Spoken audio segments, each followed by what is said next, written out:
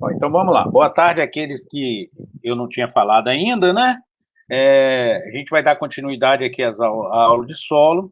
Até a aula passada, nós estávamos falando sobre o perfil do solo, né? E dentro desse perfil é uma visão mais. Quando a gente fala de perfil de solo, é uma visão mais macroscópica, a gente olha só o solo assim, em relação à sua visão macro. E agora a gente vai falar da composição do solo em relação a duas ideias. Primeiro, a sua composição em relação às suas fases. E depois, os constituintes dessas fases. Ok? Então, vamos lá. O solo ele é dividido em três fases. Lembrando que esse solo que a gente se refere, pessoal, é aquele primeiro nível, tá? De solo, que é uma característica onde já sofreu a rocha já sofreu ali todo o intemperismo, tá? E as modificações para a formação do solo. Então, aqui eu tenho a fase sólida, onde essas fases sólidas ela é constituída de minerais e matéria orgânica, tá? A gente vai entrar em detalhes. A fase líquida, onde essa fase líquida, muita gente usa a expressão água, mas não é bem água, né? É uma solução, onde nessa solução eu tenho a água, mais os diversos nutrientes dissolvidos, geralmente os íons, tá? E alguns ânions que estão presentes ali, que vão se solubilizar, né? E ficar retido na água, nessa fase líquida, formando uma solução do solo. E, por fim, a fase gasosa, onde a fase gasosa tem a presença ali de diversos gases, que alguns da atmosfera e o outro que são resultados da metabolização de matéria orgânica, que a gente vai ver ali daqui a pouquinho. Bom, em termos de plantio, ou seja, aquele solo ideal para agricultura, mais ou menos, ele é constituído por 50% de fase sólida, 25% de fase líquida e 25% de fase gasosa. A gente vai entrar mais em detalhes ali sobre a fase sólida, líquida e gasosa, onde eu vou explicar principalmente como é que esse gás está preso ali, como é que é isso, tá bom? E por fim, possivelmente não hoje, a gente vai falar do que é um solo rico. O que é esse solo que tem mais nutrientes para as plantas, ok? Bom, então vamos lá. Quanto à fase sólida, a gente, como viu anteriormente, ele é dividido em duas partes. A primeira parte seria o que a gente chama de fase sólida mineral e a segunda, fase sólida orgânica, tá? Essa fase sólida mineral, ela é decorrente daquele processo de intemperismo das rochas, tá? Onde ocorreu a desagregação das rochas, e, em geral, eles tendem, em termos de composição química, ou seja, em termos de elementos químicos, a mesma composição da rocha-mãe. Entretanto, vocês devem lembrar que na desagregação das rochas, que ocorreu por intemperismo, normalmente ela vai ter, num primeiro momento, o intemperismo físico, que causa ali a fratura e o rompimento da rocha em agregados menores, agregados rochosos menores.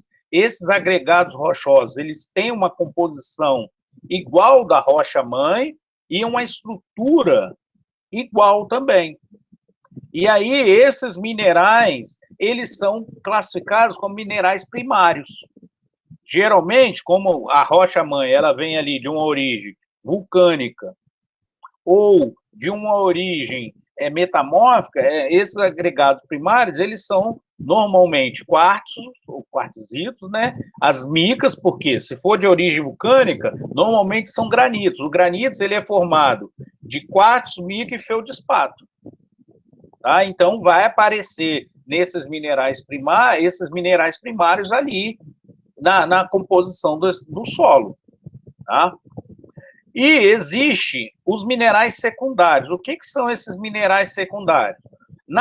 No processo de formação do solo, intemperismo da rocha, quando se ocorre o intemperismo químico, normalmente esse intemperismo químico ele ocorre com processos oxidativos que alteram a estrutura dos minerais.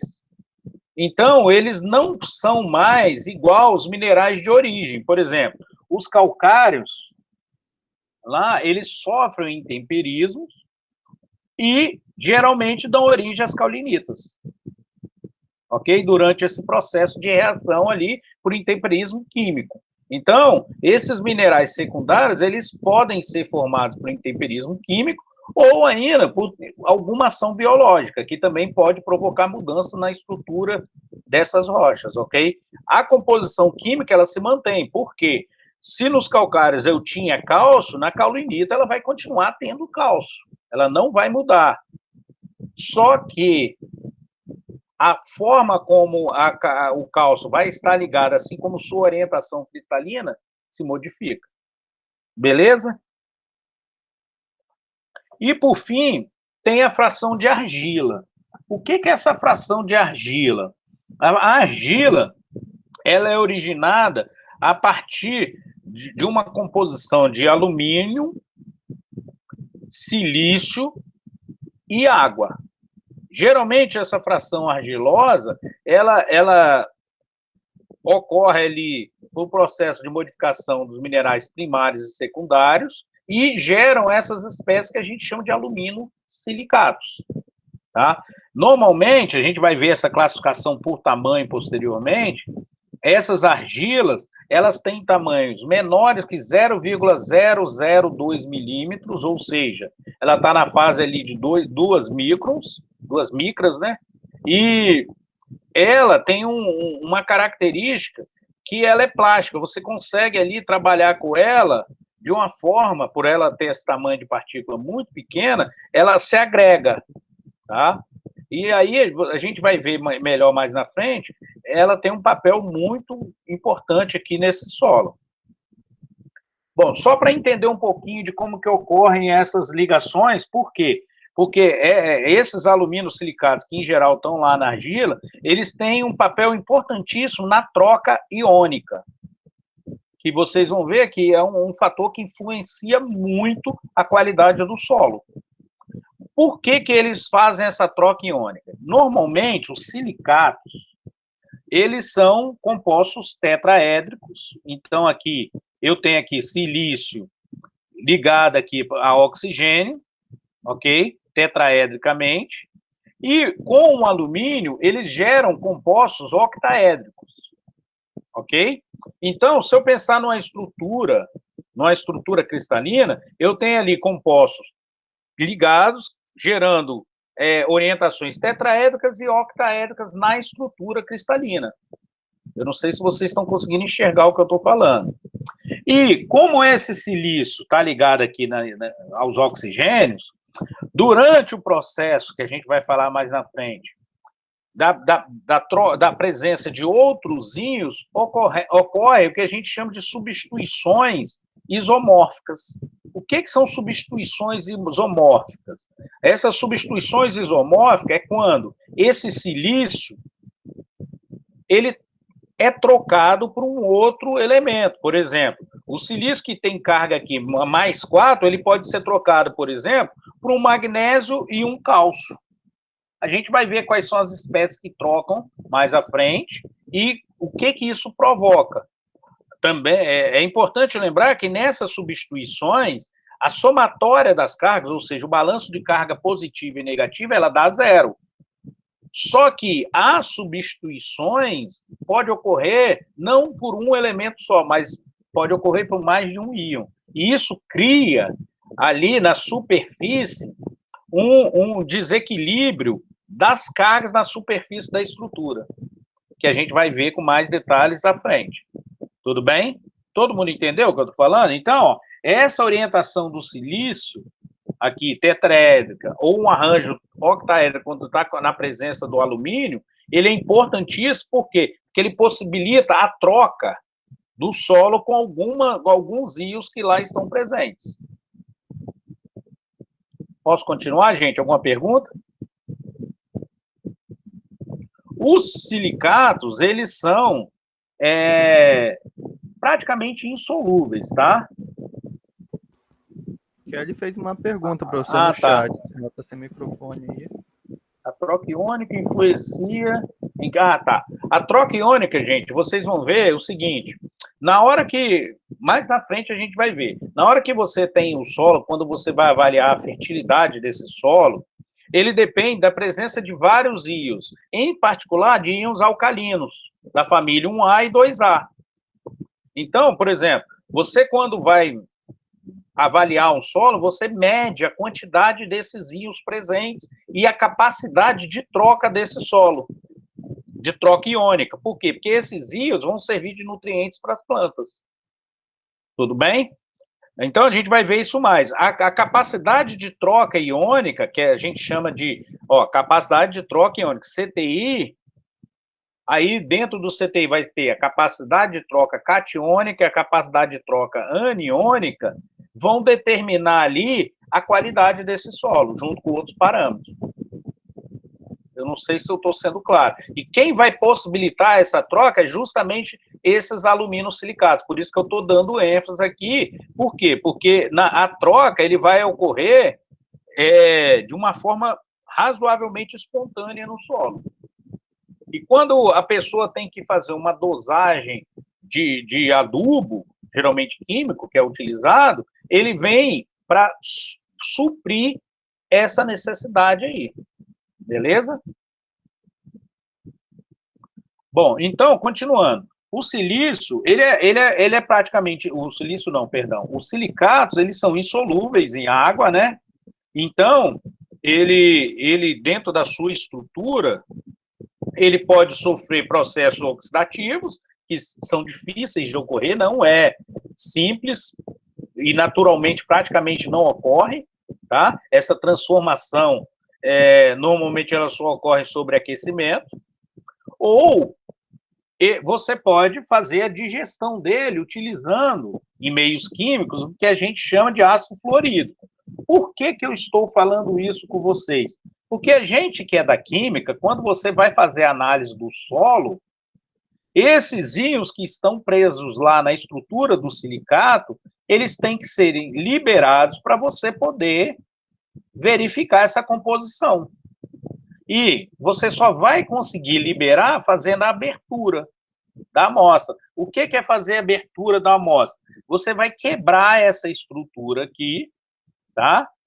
E a forma de quebrar essa estrutura ou é por fusão alcalina, ou, que é o processo mais comum, é essa aqui, que a gente utiliza uma via úmida com ácido fluorídrico. Aí você consegue dissolver totalmente aquele ácido e realizar a sua análise. Não é uma técnica fácil, tá? Ele libera muitos gases durante o processo, então você tem que usar o EPI adequado para poder fazer essas aberturas. Mas é assim que a gente faz a determinação dessas espécies que estão presentes lá no seu solo. Qualquer material, por exemplo, você vai fazer uma análise para saber a presença, fazer análise dos metais presentes em sedimento de mangue, por exemplo. Assim como o nosso solo, lá no sedimento de mangue, que tem uma grande quantidade de argilo-minerais e automaticamente vários silicatos lá, você tem que fazer a abertura dessa fase. Como é que você faz a abertura? Você adiciona esse ácido fluorídrico. O difícil no mangue, e mangue é bem difícil de trabalhar, por quê? Porque o solo, ele não tem só essa fase inorgânica, ele tem a fase orgânica. Então, você também tem que provocar a digestão da fase orgânica, que aí existe uma outra rota, normalmente com a mistura de ácido sulfúrico com ácido nítrico. Eu não sei se vocês estão entendendo o que eu estou falando, gente. Posso continuar? Professor, Sim. essa abertura da amostra é porque eles são de difícil solubilização, né? É insolúvel, praticamente. Aí, no caso, pode ser feito por uma solução alcalina no slide anterior ou por meio do ácido fluorídrico. Normalmente a gente usa ácido fluorídrico, que é o mais rápido. Só para você ter uma ideia, com ácido fluorídrico, você leva, se você for fazer essa digestão com aquecimento em caixa de areia, alguma coisa assim, você leva umas 6 horas para abrir, sob aquecimento. Hoje existe uma técnica que a gente fala que é um micro-ondas. Não é igual esse micro-ondas de casa, é um micro-ondas mais potente um pouco. Com o micro-ondas você acelera muito o processo. Normalmente, uma abertura aí leva 30 minutos no micro-ondas. Então, as empresas que trabalham com tipo de solo que precisam fazer essas análises, todas têm micro-ondas. Nós não temos no IFES, não. Aí a abertura é no modo antigo mesmo. Aí fede. Beleza? Sim. E lembrando, essa abertura é difícil justamente por essa estrutura dos silicatos ou dos aluminosilicatos, que é o mais comum, né? Que é o alumínio ali junto entre uma camada de estruturas tetraédricas e outra, você tem ali uma estrutura octaédrica com os dois metais presentes, alumínio, dois íons, né? Alumínio e silício. Mais na frente eu vou mostrar essa estrutura toda. Posso continuar? Pode. Bom, no caso desses aluminosilicatos que dão origem às argilas, o grande diferencial é que eles formam estruturas poliméricas. Por isso que a argila tem aquela plasticidade, você consegue moldar ela, por isso, porque essas estruturas poliméricas permitem isso. Você quase estica a argila. Se ela tiver com uma composição não muito úmida, você quase estica. E essa estrutura, ela tem capacidade de fazer várias trocas devido à presença desses oxigênios que estão lá na estrutura e pela substituição do silício. Então, esses oxigênios, que geram várias cargas negativas ali na estrutura, eles podem prender vários hidrogênios, fazendo ligação de hidrogênio, ou simplesmente moléculas de água por ligação de hidrogênio, ou hidrogênio por atração eletrostática. Ou seja, você tem a carga negativa, que atrai lá a carga positiva. Também prende alguns íons menores. Agora, parte desses íons maiores, eles vêm a substituir dentro da estrutura tanto o alumínio quanto o silício, que é onde permite esse balanço aí de troca iônica, essa capacidade de troca, tá? Que renova-se o tempo todo. Por quê? Porque esses íons vão ser absorvidos pelas plantas, tá? A planta, ela não entra dentro do solo lá no mineral para tirar o nutriente dela. Ela não faz isso. A planta, a raiz da planta, ela vai vir lá na fase líquida, que a gente vai ver ali, junto com esses íons que trocam com a fase líquida. E tira dali o seu nutriente. Doido, né? Por isso que a hidroponia, eu acho que vocês devem lembrar de hidroponia, ela é possível. A hidroponia, o que acontece? Você, ao invés de ter a fase sólida, você só tem uma fase líquida, muito rica nos nutrientes que a planta precisa, tá? E fornece esses nutrientes para que ela absorva em fase líquida, totalmente líquida. O difícil da hidroponia é você controlar as espécies vivas que são nocivas às plantas, né? Porque aí é mais difícil o controle. No solo tem um controle biológico natural, que a gente vai falar um pouquinho mais na frente. Beleza? Posso continuar? Ó, aqui, eu tenho aqui, ó, uma partícula de argila. A gente vai entrar melhor mais à frente. Isso aqui, gente, ó, é natural, tá? Essa capacidade de troca da argila é natural dela. É justamente devido a essas estruturas poliméricas dos aluminosilicatos. Então, ela pode tanto absorver não, perdão, ela não absorve, né? Se ligar alguns metais, como realizar algumas trocas. Ela pode ligar metal, pode ligar hidrogênio, isso vai depender de vários fatores. Vocês vão ver que o pH vai influenciar, a presença desses íons vai influenciar, tem vários fatores que influenciam. Num solo, os principais nutrientes para a planta que causam bastante deficiência são o potássio, o nitrogênio, tá? E o fósforo. Esses três são essenciais para a planta. Só que ela precisa também de íons de sódio, magnésio, tá? Então, existe um equilíbrio que tem que ser colocado. Não adianta, muita gente, por exemplo, utiliza um determinado tipo de adubo. Se a planta não estiver precisando, perdão, se o solo não estiver pobre naquele adubo, o que você vai causar colocando excesso dele é um desequilíbrio químico.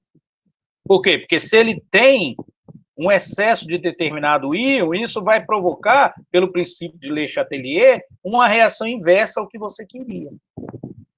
E aí você provoca um desequilíbrio. Assim como você mexe quando você mexe no pH.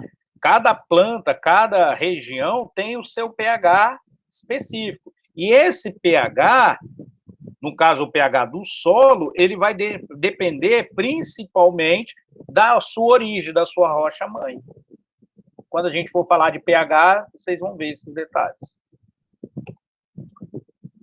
Então, continuando aqui.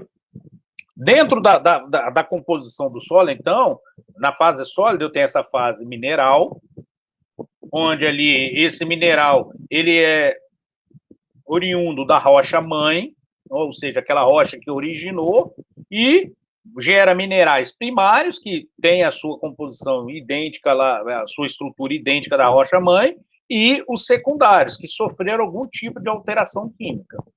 Bom, nessa fase sólida, existe também o que a gente chama de fase orgânica. Essa fase orgânica, ela é proveniente de quê? Como o nome está dizendo, ela é proveniente de plantas e animais mortos, tá? Vários tipos, em vários estados de decomposição, assim como uma classe muito grande de seres vivos que estão lá, entre eles bactérias, vírus, fungos,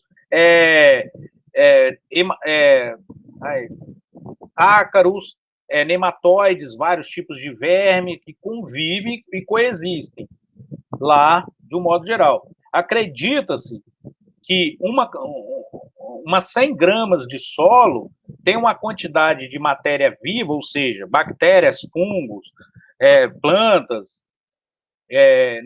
nematóides, ácaros, e aí por diante, equivalente à população da Terra, de 100 gramas, para vocês terem a ideia de quão complexo que é.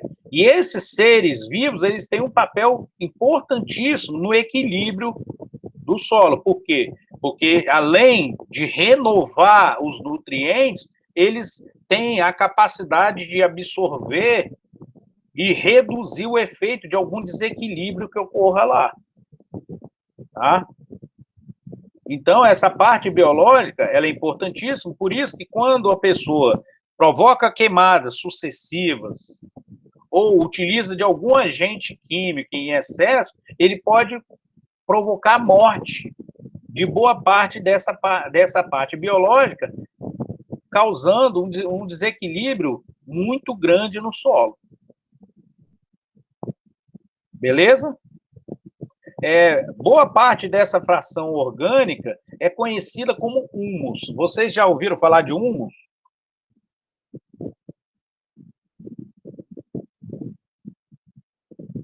Humus, por incrível que pareça, muita gente fica achando assim, humus é a fase, é uma parte sólida. Na verdade, o humus, ele é uma emulsão, quase uma emulsão. Por quê? Porque ele está ali numa mistura de vários tipos de ácidos, tá? Então, o humus, ele é ácido,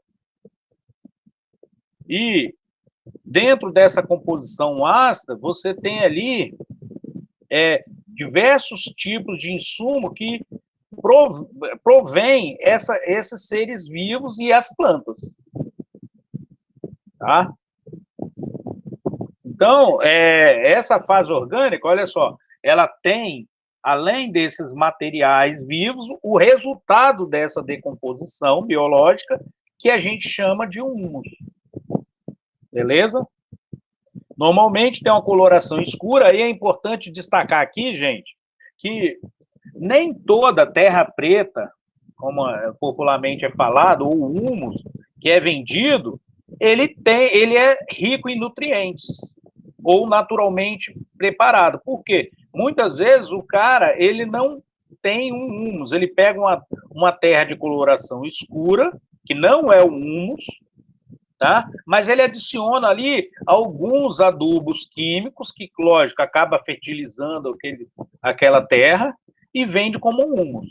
O humus, ele é oriundo de uma decomposição biológica desses resíduos, de animais e plantas lá, inclusive de bactérias, fungos e aí por diante, tá? E gera sempre um pH ácido. Muitas dessas terras, quando você mede o pH, você vê que ela não é ácida, então não é humus. É muito comum você, em floricultura, eles se vendem, porque o humus é muito rico e dá um resultado muito imediato, porque, além de tudo, o humus ele é capaz de tamponar a terra, ou seja, ele evita mudanças muito drásticas no pH, ele tampona o processo, então é muito útil para a agricultura, mas, na verdade, não é humus, beleza? Alguma perguntinha? A fase líquida. O que é a fase líquida? Como eu falei para vocês, a fase líquida, na verdade, é uma solução de solo. Onde eu vou ter o quê? Eu vou ter a água, normalmente essa água vai ser proveniente de alguma fonte externa, né? Então, ou da chuva, ou de algum lençol freático ou rio que tem ali, alguma fonte, mas diversos compostos orgânicos e inorgânicos que solubilizam na água. Um detalhe, na hora que eu tenho o solo, esse solo, a gente vai ver, existem diversos tipos de solo, mas dependendo, o solo ideal, ele tem uma composição porosa. O que é uma composição porosa? Entre essa fase sólida e a fase líquida, eu tenho um espaço vazio lá, que na verdade não está vazio, ele vai estar preenchido de gases e de solução líquida, tá? Então, essa capacidade de penetração da água nesse solo, ele é importantíssimo para haver uma quantidade de fase líquida presente. Por quê? O solo ele tem que ter a capacidade de armazenar. Se ele não tiver essa capacidade de armazenamento, ele vai gerar um solo muito seco. Normalmente, esses solos mais secos são solos muito ricos em silicatos, em sílica. São arenosos. Por quê? A água penetra, mas não é retida. Ela não é retida lá. E aí, automaticamente, fica um solo pobre, sem a presença de nutrientes. Que nutrientes são esses? Os nutrientes principais são os íons, tá? Esses íons aqui, e algumas espécies orgânicas. Alguns ácidos, algumas espécies orgânicas, tá? E um detalhe é o seguinte, essa fase sólida, essa fase líquida, normalmente, ela fica revestindo aquela fase sólida. E, nesse ponto, o humus ele tem aqui uma capacidade de absorção de água muito grande, ele tem uma superfície de contato muito grande e prende, por interações, as moléculas de água. Então, ele absorve, fica ali retido para absorção, uma grande quantidade de moléculas de água. Por isso que esse humus ele é tão importante. Beleza? Por fim, a fase gasosa. Olha só, a fase gasosa, muitas vezes a gente fala assim, que o solo está respirando, e na verdade ocorre isso mesmo. Então, a fase gasosa, ela vai ser o quê? Ela vai ser a composição do ar atmosférico. Claro, o ar está ali, ele penetra nessa porosidade que tem no solo. Sendo que ali vão estar presentes principalmente oxigênio e nitrogênio, né, do ar atmosférico, que é o que está em maior quantidade. Vai ter a presença de CO2 e alguns gases que são gerados durante o processo de decomposição da matéria orgânica. Essa matéria orgânica que se decompõe, ela libera alguns gases, tá? E aí, esses gases, você tanto consome alguns elementos, como o oxigênio, o CO2 e nitrogênio, consome como?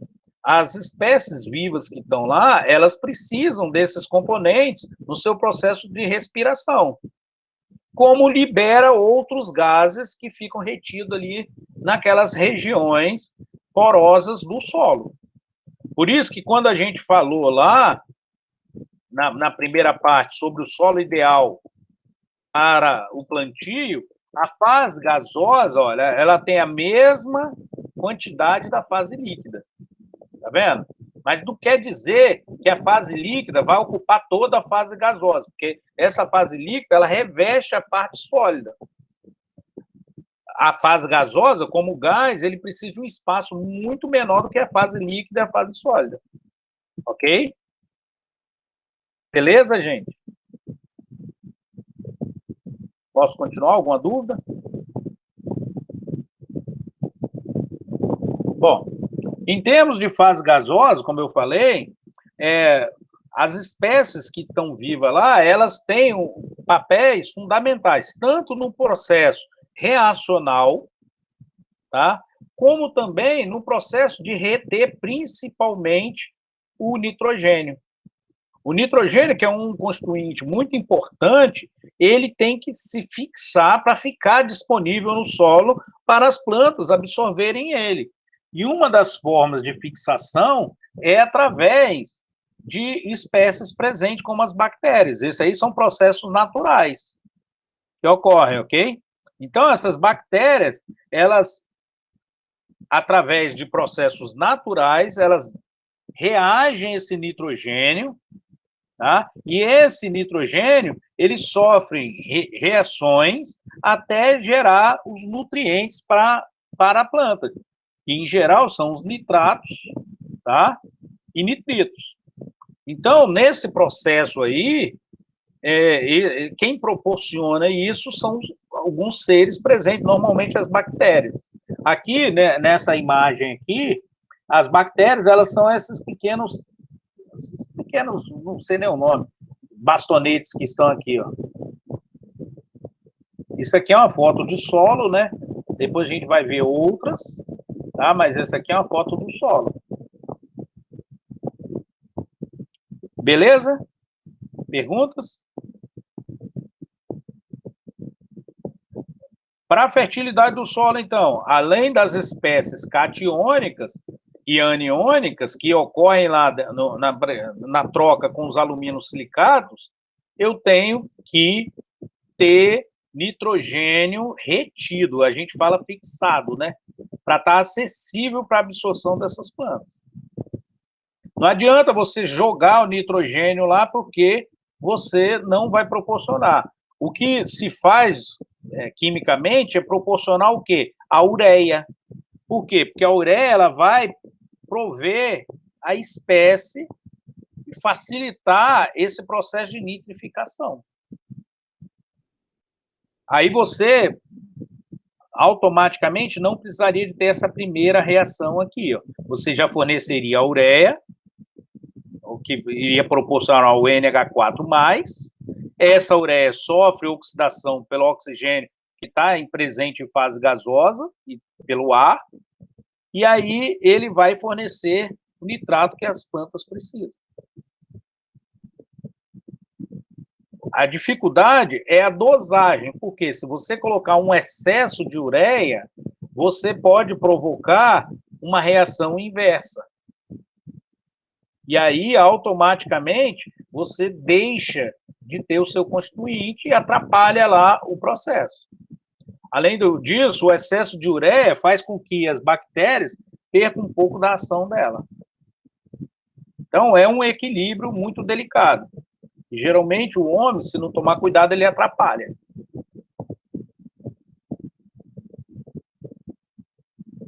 Dúvidas, gente?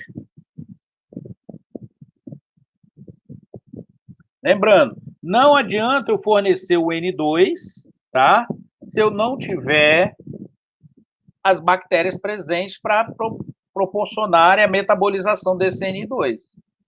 Beleza? É importantíssimo todo o equilíbrio ali dessa espécie. Um outro detalhe que acontece muito no solo é a partir da fixação de substâncias nos sedimentos que não deveriam estar lá. Essas substâncias, normalmente, que não deveriam estar lá, seriam os metais pesados, que assim como você consegue absorver ali na troca iônica alguns metais mais leves, alcalinos e alcalinos terrosos, que são benéficos, você pode reter também os metais pesados. Então, esses sedimentos, tanto que tem vários estudos em mangue, tá? Que o mangue, você fornecendo metal pesado que é jogado nos mares e rios, esses metais vão se acumular naquele solo e parte desses metais vão ser absorvidos por plantas e animais ali da fauna e flora presente. Aí vem os problemas. Por quê? Porque o homem se alimenta, alguns animais se alimentam dessas plantas e outros se alimentam do próprio sedimento. Tá? Beleza? Bom, aqui tem um quadro, né? Esse quadro aqui divide mais ou menos a composição e os percentuais, né? Botando aqui dentro daquele solo ideal, 50% de fase sólida, 25% de fase líquida e 25% de fase gasosa.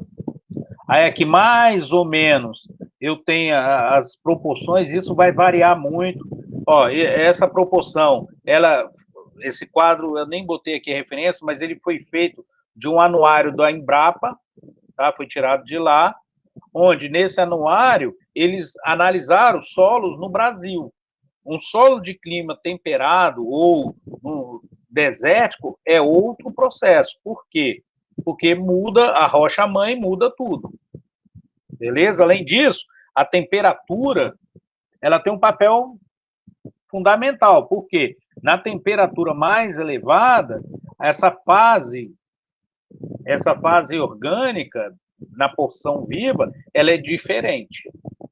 Então, eu tenho aqui a fase mineral, onde eu tenho aqui os materiais argilosos, os oxidroxos, que são muito ricos lá, silicatos e carbonatos, de modo geral. Beleza? Na porção viva, eu tenho aqui as raízes de plantas e a fauna que estão lá nesse solo. E a porção não viva, que aí vem aquele resto de matéria orgânica, que está em decomposição, que está em fase intermediária, que já está em fase avançada de decomposição. Só para vocês terem uma ideia, essa decomposição, principalmente da parte vegetal, ela vai depender muito da composição desse vegetal. Quanto mais rico em lignina, maior a dificuldade, mais tempo leva para a decomposição. Ok? A fase líquida, como eu já tinha falado, porque eu tenho aqui um percentual aqui em torno de 25%, elas podem estar retidas na fase sólida por adsorção, elas podem estar dentro de algum microporo lá, que vai ficar disponível ali para as plantas, elas ficam retidas, e elas podem estar em processo gravitacional, ou seja, chove, ela pode estar passando naquele momento ali, ela não está retida, tá? E aí, dependendo do tipo de relevo, eu vou tendo aí os meus problemas, porque se a água não ficar retida, o percentual de fase líquida é menor, ok? E a fase gasosa, que a gente já comentou agora. Alguma dúvida?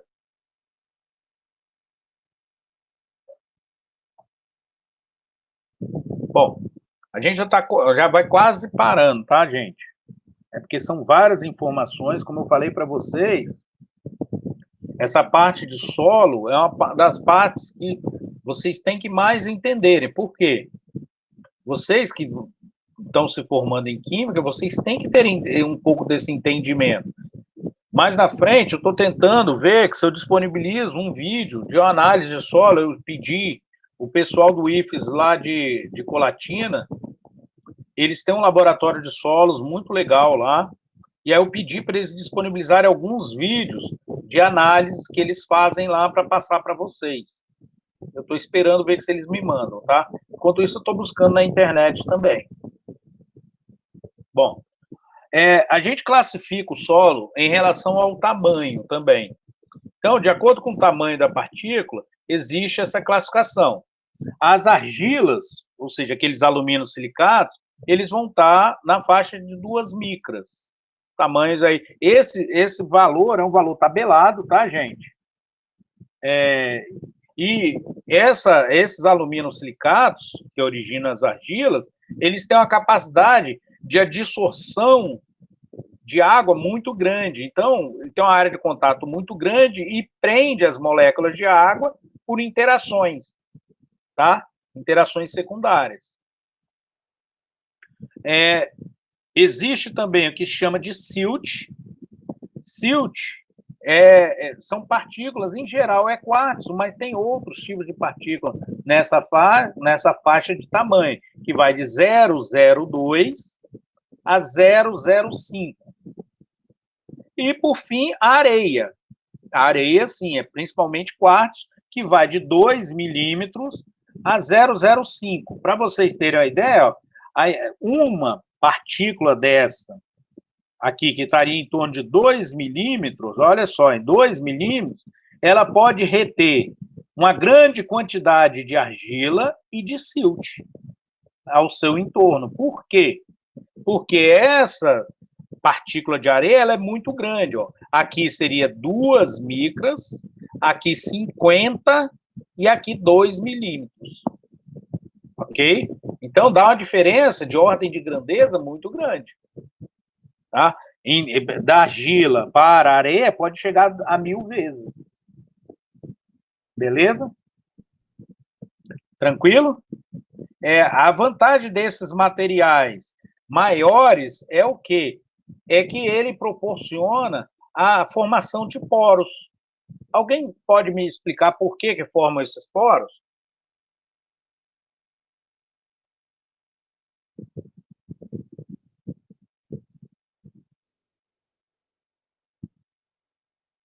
As partículas maiores, como elas não têm o mesmo formato exato, elas, quando são colocadas juntas, elas não se agregam totalmente, então sobram espaços vazios entre uma partícula e outra, onde ficariam essas frações de silt e argila, tá? Então, essas frações, elas ficam recobrindo essas duas partes. Por quê? Porque a areia, ela é grande demais, então, algumas têm um formato mais quadrado, outros mais arredondados, e aí, dependendo aí do processo lá de intemperismo, elas formam espaços vazios entre elas, assim como a gente viu na estrutura cristalina lá, quando havia a formação daquelas estruturas compactas, que eu tinha as cavidades vazias, aqui também ocorre isso, tá? Beleza? A argila, como são partículas bem pequenas, ela tem 2 papéis principais.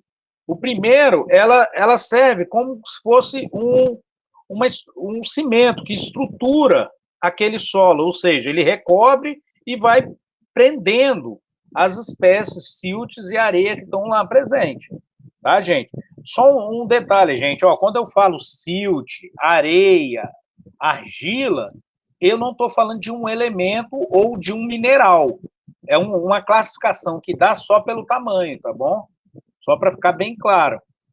E a outra parte é a capacidade de prender, reter para a dissorção as moléculas de água, fazendo o papel de armazenamento e dos nutrientes. Tá? Esses nutrientes também ficam revestidos ali naquela estrutura, como a gente viu. Então, ela que vai determinar essa capacidade de troca. Beleza?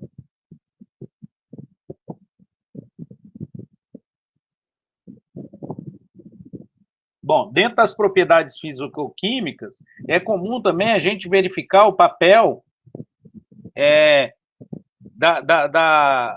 de cada uma dessas frações quanto à acidez do solo, tá? Normalmente, a gente, quando pensa em acidez, é usual para a gente analisar o quê? Analisar a presença de H+, ou seja, você mede o pH. Mas no solo, devido àquele equilíbrio lá dos silicatos, o solo mais rico em silício, olha só, é muito rico em silício, ele tende a ser um solo mais ácido. Aí a gente vai entender. Isso quer dizer o quê? Quer dizer que vão existir a presença de hidrogênio, de H+ livre lá nesse solo. Tá? Mas esse equilíbrio ali vai depender de alguns fatores. Por exemplo, a quantidade de alumínio presente, a quantidade dos nutrientes lá, dos metais alcalinos, tá? A quantidade de matéria orgânica, de humus, todas essas espécies juntas vão levar à alteração desse pH, que a gente vai ver daqui a pouquinho. As principais análises que a gente faz é o quê? É a soma das bases. O que é essa soma das bases? Ixi, aqui está digitado errado, gente. Soma das bases, tá? Eu vou ter que consertar depois lá, desculpa. Ela dá o quê? Ela soma a presença dos íons alcalinos presentes. Para isso, a gente tem um procedimento que eu vou mostrar para vocês como é que é esse procedimento. Um dos vídeos que eu queria mostrar. Se eu não conseguir lá de Colatina, eu vou pegar na internet, onde você faz essa análise de acordo com um procedimento que a gente vai ver. A capacidade de troca catiônica. O que significa a capacidade de troca catiônica? Não basta ter o cátio presente. Por quê? Se o cátio não ficar retido na estrutura, ele vai ser lixiviado por aquela água que é transportada para um outro local. Então, o poder de trocar é essencial. A saturação da base é uma análise que vem junto com essa soma da base, e a saturação de alumínio, que tem um papel importante justamente para entender o processo tamponante lá no solo. Perguntas, pessoal? Dúvidas? É complicado isso aí? Eu não sei se vocês estão conseguindo entender, ninguém fala nada, eu fico na maior dúvida.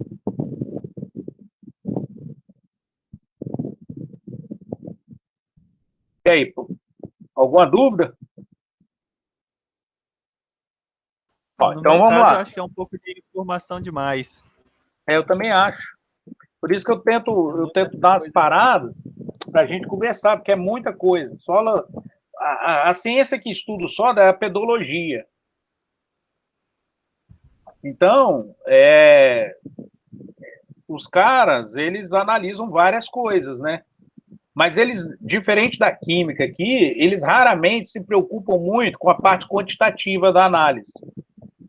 Você tem lá o quantitativo, mas o erro a precisão não é tão grande. Tá? Ele tem um erro envolvido.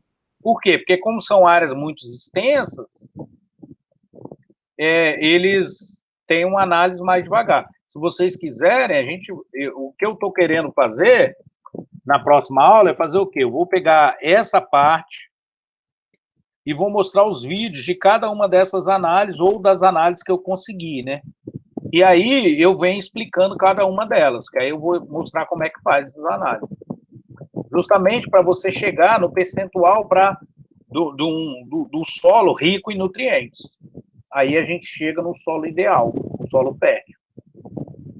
Beleza? Se vocês não têm mais Professor, perguntas... Oi. Nessa parte aí que você mostrou a questão das análises, isso. Nesses exemplos aí, são exemplos que são de análises que são feitas para poder ver a composição do solo? Na verdade, não a composição. Você, para fazer a composição do solo, você vai ter que fazer aquela abertura dos silicatos e, geralmente, você usa uma absorção atômica para determinar as espécies presentes. Tudo bem? Aqui você faz essas análises aqui para determinar a fertilidade daquele solo. Então, por exemplo, se você quer saber quanto que você precisa de adubar e qual tipo de adubo, são essas análises aqui que você faz. Então, essa aí, teoricamente, seria uma análise anual a ser feita. Né? Uhum. Tá? Geralmente, quem indica isso aí é o agrônomo, né? É o agrônomo, mas quem faz a análise é o técnico químico. Mas não tem nada demais, não, tá? São análises muito triviais. É porque a gente não vê, né? Por não ver, a gente acha, às vezes, eles usam siglas, né?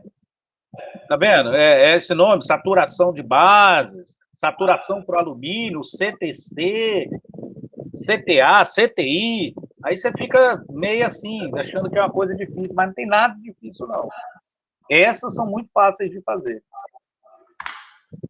Você precisa de um papel indicador, praticamente. E as soluções, né?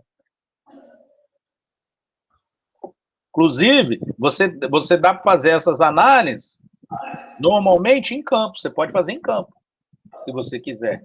Você não precisa trazer para um laboratório. Lógico que quando você quer fazer uma coisa mais precisa, você leva para o laboratório, mas você já pode ter uma ideia no campo. Beleza? Sim. Bom, gente, eu vou parar por aqui. Na aula que vem eu vou ver se eu consigo os vídeos. Se eu não conseguir, eu vou pegar ali uns 2 vídeos, pelo menos, na internet para mostrar a vocês. Aí a gente finaliza essa parte, até a parte de fertilidade do solo. E aí depois a gente só vai falar dos tipos de solo. E encerra a matéria. Beleza? Eu estou tentando conseguir um material para leitura, mas eu não consegui ainda, tá? Assim que eu conseguir, eu passo para vocês. É porque eu não gosto muito de pegar material da internet, eu prefiro pegar de artigo. Eu não achei um artigo ainda que explique isso de uma forma mais simples. Tá? Beleza? Do mais, um bom final de semana para vocês. Lembrando, semana que vem, então, dia 25, vai ter o testezinho. Não é dia 25, ele abre 25, se eu não me engano, vai até 30 ou 31. Tá? Esse teste é sobre minerais e rochas, tá? Que é aquela parte anterior. Beleza? Ok. Valeu, então, gente. Bom final de semana para todo mundo aí. Mais tarde, assim que liberar esse vídeo, eu ponho lá, tá? Beleza. Valeu, tchau. Tchau, boa tarde. Boa tarde.